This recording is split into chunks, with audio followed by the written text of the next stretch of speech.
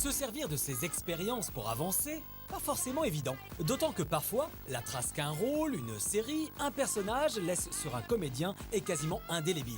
Pour ceux qui, plusieurs années durant, ont fait partie de l'aventure AB Productions par exemple, difficile de tourner la page. Alors, que sont-ils devenus ? 6 ans, des dizaines de séries, des centaines d'épisodes et 2 lettres que personne n'a oubliées, AB. AB comme Azoulay et Berda, les fondateurs de cet empire qui, entre 1990 et 1996, va inonder la télévision française de ces sitcoms où tout le monde y est beau, gentil, souriant et amoureux. Et c'est un triomphe. Chaque épisode est suivi en moyenne par près de 4 millions de téléspectateurs et plus de 40% des enfants. En termes de téléspectateurs, c'est vrai qu'on battait des records d'audience, mais c'était vraiment assez impressionnant. Je pense qu'il y avait des moments où on se demandait ce qui se passait parce que tu avais l'impression que la France s'arrêtait, c'est-à-dire que tout le monde allait voir Hélène et les garçons. Nous, on avait 12 ans et on tripait en voyant des gens de 18 ans se rouler des pelles.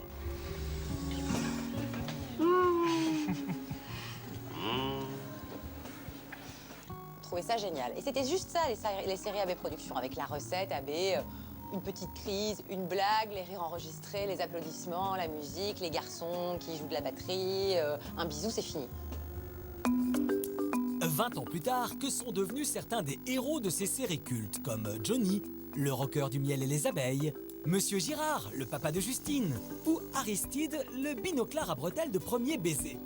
Pour la première fois, plus de 20 ans après, ils vont nous révéler la recette du succès, les secrets de fabrication made in AB. Et pour commencer, retour sur un classique du genre, les rires enregistrés. L'idée, c'était, comme les blagues n'étaient pas toujours très bonnes, on forçait un petit peu la réaction du téléspectateur en mettant des applaudissements enregistrés ou des rires enregistrés qui permettaient de donner de la vie. Parce que si on enlève ça, ça fait un programme encore plus plat. Des rires enregistrés pour souligner les blagues, un principe simple, sauf pour les comédiens. Aristide, de Premier Baiser, de son vrai nom François Roquelin, se souvient. Au tout début du miel et les abeilles, il y avait une répétitrice qui faisait, on parlait, et elle faisait rire, nanana, rire, comme ça. Après, au montage, il calait les rires. Moi, je suis arrivé, il n'y avait pas ça, mais on me l'a raconté. Ça devait être pas du tout perturbant pour un comédien. Bruno Le Millain, Monsieur Girard dans la série, n'a pas oublié ce gimmick omniprésent. C'est pas évident pour les comédiens d'arrêter un petit peu le jeu, ne serait-ce que 2 secondes, pour attendre les applaudissements ou les rires. Mais c'est vrai que ça, c'est assez marrant. C'est vraiment la marque de fabrique de ces années-là. Autre marque de fabrique AB, les jingles. 3 notes de musique, répétitives, mais tellement identifiantes. Il y avait un truc qui était terrible, c'est qu'en fait, on était face caméra, par exemple, dans la cafétéria. Et moi, par exemple, je disais elle est où, Annette ?» Et elle arrivait par derrière, comme ça, et on disait « Hey, ça tombe bien, la voilà !» Tam, tam, tam, tam. Et ça, c'était merveilleux. Ça, c'est vraiment, c'est entre deux scènes, on avait ce petit jingle qui était vraiment significatif, juste ces 2-3 notes. Et attendez, là, vous m'avez coupé, là, on passe à une autre scène alors, hein, si j'ai bien compris. Hein, ça veut dire qu'on passe à autre chose, d'accord, ok. Alors, je change de position, voilà, c'est mieux comme ça, voilà. Ah, 6 ans de Monsieur Girard, ça marque un homme apparemment. 3e ingrédient, lui aussi devenu totalement culte, le fameux halo de lumière. Ah, le halo de lumière, ça me rappelle vraiment la série, ouais. C'est très beau, c'est très beau. Non, c'est vrai, ouais, c'est l'époque, hein. C'est pas mal. Non mais le halo quoi. En plus de ces 3 principes simples et qui vont faire l'identité des séries AB, en coulisses, le grand chef Azoulay a ses petits secrets, comme par exemple l'espionnage intensif de ses troupes. C'était presque comme une télé-réalité, puisque c'était bourré d'anecdotes, sans arrêt. Hervé Noël, qui jouait Hervé, un des prétendants de Lola, Mallory Nataf, dans Le miel et les abeilles, se souvient de l'ambiance très Big Brother qui régnait à l'époque dans les studios. Jean-Luc Azoulay, en fait, il fallait savoir que son bureau à lui, c'était Brésil. Il y avait des écrans de vidéo. En fait, il y avait une mosaïque d'écrans avec un contrôle vidéo de chaque plateau. Donc, tout le monde était là, tous ensemble, à se mélanger entre séries. Et puis, Jean-Luc Azoulay, il s'inspirait souvent de ce qui se passait en privé pour le retranscrire, pour faire de la fiction. Oh, allez, je vais révéler un secret. Il y a une histoire entre Mallory et Hervé, à l'extérieur. On a vécu très sérieusement ensemble une belle année, ouais. on est beau, on est jeune, on se mélange. C'est normal. Oh, mon petit chou, j'ai besoin de rien, juste toi. C'est donc en s'inspirant de ce qui se passait réellement en coulisses que Jean-Luc Azoulay écrivait les scénarios et les dialogues. Car oui, c'est le grand chef en personne qui, sous de multiples pseudonymes, écrivait quasiment l'ensemble des épisodes. C'est une voiture, tu montes dedans, tu mets le contact et ça t'emmène n'importe où. Alors en ce qui concerne les dialogues, alors c'est vrai que c'était pas d'une haute portée philosophique, mais on s'en moque, on est là pour divertir. C'est des dialogues très ultra méga clichés et pas forcément toujours bien joués. C'est des comédiens qui apprennent sur le tas. Mais je crois qu'il y a une espèce d'authenticité que les gens ont l'impression de reconnaître. La magie, des fois, ça s'explique pas. Et ce système de fabrication, le groupe AB va l'appliquer à toutes ses séries. Hélène et les garçons, Les filles d'à côté, Premier baiser, Le miel et les abeilles, et à chaque fois, c'est un carton. Entre 92 et 95, tout ce que fait AB Productions, tout ce que fait Jean-Luc Azoulay, ça marche. Premier baiser, ça marche. Hélène et les garçons, c'est un carton. Et il va créer une nouvelle série qui s'appelle Le miel et les abeilles. Diffusé à partir de décembre 1992, Le miel et les abeilles va immédiatement séduire le public. C'est parti pour 200 épisodes. Vanessa Demouy avait passé le casting pour interpréter le rôle principal, celui de Lola. Mais c'est finalement Mallory Nataf qui est retenue. Et pour jouer son amoureux transi, Johnny le rocker, Cyril Aubin, 23 ans à l'époque, 49 aujourd'hui. Je pense que pour le miel, une des raisons pour lesquelles ça a continué, que les gens regardaient, c'est est-ce qu'il va sortir, est-ce que Lola va sortir avec Johnny? Est-ce qu'ils vont s'embrasser? Combien de temps ça va durer? Tu veux pas faire un petit sourire à ton bébé d'amour? Qu'est-ce que t'as dit là? T'as dit mon bébé d'amour? Bah, je suis bien ton bébé d'amour, non? On savait très bien qu'on faisait pas du Molière, que ça pétait pas plus haut que son cul, mais on savait qu'on avait de quoi s'amuser, quoi. Aristide, Jean-Luc, au départ, il m'a bien mis le costume, le nœud papillon, les bretelles. Voilà, ça m'a beaucoup aidé dans le personnage. Voilà, et un personnage vraiment haut en couleur, comme ses chemises. Regarde autour de toi, regarde les jolies filles qu'il y a ici. Hein? Ouais. Il y a que l'embarras du choix. Alors le succès, ça a été très très très impressionnant, surtout au niveau des filles.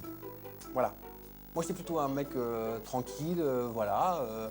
Bon, déjà, le personnage d'Aristide m'aidait pas trop, mais bizarrement, le fait de passer à la télé, voilà, c'était bien sympa. Donc oui, moi, ça a été vraiment impressionnant, très sympa.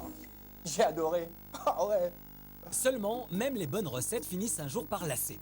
Et à partir de 1996, le public va abandonner ces sitcoms. Alors TF1 décide de tout arrêter. J'arrive un matin, il doit être 8h, 8h30, à la plaine Saint-Denis, et je croise Hélène dans les couloirs. Et moi, comme tous les jours, depuis 353 épisodes, je suis à fond et je suis bien, voilà. Et elle me dit, bah dis donc, t'as l'air heureux d'être là. Je dis, bah oui, je suis content. Elle me dit, mais je crois que t'es pas au courant, la série s'arrête ce soir. Et donc, ah bon? Mais étant donné qu'on avait déjà entendu des trucs, moi je me suis dit, bon, oui, bon, ok. Et ben, on a fait un épisode qui s'appelait C'est fini. C'est là où j'ai eu un doute quand même. Comme quoi Aristide, il est pas bête. Un épisode qui s'appelait C'est fini, et voilà. Mais après, moi, ça m'a permis de faire d'autres choses et puis de partir en voyage. Parce que je me suis dit, bon, il y a peut-être un truc qui va rebondir un jour. Même si ça a été un petit peu plus difficile après, je suis toujours comédien. J'écris mon one-man show. Voilà, et je fais de la radio aussi. François Roquelin, acteur d'instinct, j'écoute tout. Y a-t-il une vie après ces sitcoms? C'est toute la question. Et pour certains, comme Cyril Aubin, les lendemains ont été parfois difficiles. Après, j'ai passé d'autres castings pour différents trucs, j'ai pas correspondu ou quoi que ce soit. J'ai fait surtout, effectivement, après les séries AB, du doublage et du théâtre. Donc voilà, j'ai continué sur d'autres choses après. De son côté, Hervé Noël a fait un choix beaucoup plus radical. Après une petite carrière d'animateur en duo avec son frère jumeau Yves, il fuit le showbiz. Son but, démarrer une vie plus constructive. Donc ça fait à peu près 10 ans que je suis charpentier. Moi, j'ai pas continué ma carrière de comédien par pudeur. J'avais plus envie de... Non, je trouvais ça terriblement impudique. Bah, ça fausse les rapports parfois, d'être reconnu avant de se connaître mutuellement, quoi. Donc, mais même avec les filles, c'est terrible parce qu'à une époque, on vous fait pas confiance. On dit ah oui, mais alors lui, comme il est comédien, comme il est ceci, comme il est cela. En plus, on me prend pour mon frère jumeau et inversement. Donc Yves marchait très très bien en tant qu'animateur à M6. Et donc, en fait, non, on prenait tout le temps pour lui, donc c'était décuplé. Quant à Bruno Le Milin, il est resté fidèle à son rôle, celui de Monsieur Girard, le papa de Justine. Un homme mûr, dont Annette et sa voix de crécelle est folle amoureuse. Qu'est-ce qu'il fait, monsieur Girard? Il est au téléphone. Je sais, mais avec qui? Ça fait au moins une demi-heure. Sois pas jalouse. Un détail? Pas vraiment, car vous allez voir que cette histoire a duré. Alors, mon rôle réellement dans la série, c'est un papa un petit peu envahi par toutes les filles qui l'entourent, donc Justine, Hélène et les copines des filles, et notamment aussi Annette, qui était folle amoureuse de moi. Une histoire platonique, mais qui en 2011 va prendre un virage plus sulfureux. Car Jean-Luc Azoulay vient de vendre une nouvelle série qui surfe sur la nostalgie, les mystères de l'amour. Le principe est simple, faire revenir Hélène, Nicolas, José ou Bénédicte pour voir ce qu'ils sont devenus. Et pour assurer la promo, Jean-Luc Azoulay a une idée, faire également appel à Monsieur Girard et Annette. Attention, scène torride. Roger, je suis si heureuse.